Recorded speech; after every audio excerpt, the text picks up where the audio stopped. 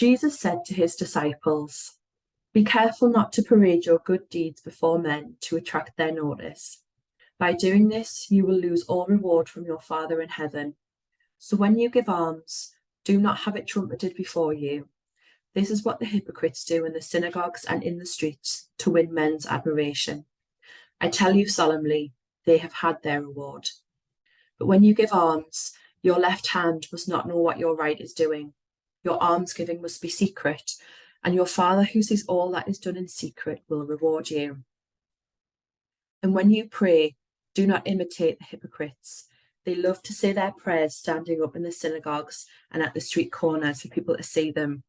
I tell you solemnly, they have had their reward. But when you pray, go to your private room, and when you have shut your door, pray to your Father who is in that secret place, and your Father who sees all that is done in secret will reward you.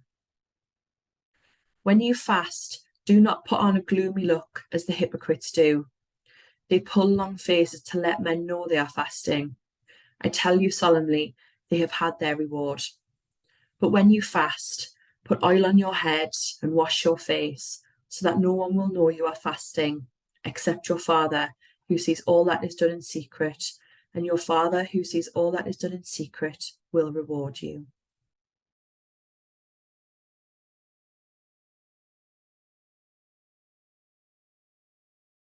I always find it ironic that after being told to pray in secret in today's gospel, we leave the church marked with a cross on our foreheads, which is a bit of a giveaway as to where we have been.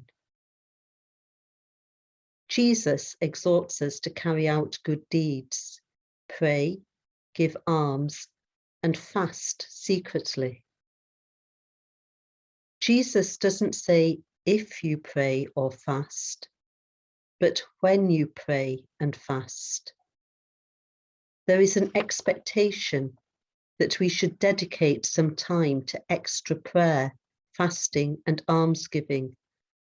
And for most of us, Ash Wednesday marks the beginning of that time. However, we mustn't be seen to be doing this, because then we are parading our good deeds to attract people's attention. I once witnessed somebody pompously refusing a sweet by saying, "No sweet will pass my lips until Easter because I've given them up for Lent," much to the discomfort of the person making the offer. This illustrates what Jesus was talking about and the dilemma we experience in Lent. We want to mark Lent in some way, but we also want to avoid being seen to do so. The second reading helps to solve the dilemma. Whatever we do in Lent, we should do as ambassadors for Christ. Does my Lenten observance help me to examine my life honestly and be sorry when I fall short? Does it bring me closer to God so that in Christ I might become the goodness of God? Does it help me to be reconciled to God and to my neighbour? And is giving up sweets the best way to do it? This Lent, I am resisting giving something up for Lent, but shall try to do something for Lent, which will deepen my relationship with God. Help me travel with Jesus to Jerusalem and the cross, and prepare me to celebrate the resurrection. The ashes I receive today, reminding me of my mortality and sinfulness, a preparation for the joy of forgiveness and the hope of the resurrection which Easter brings.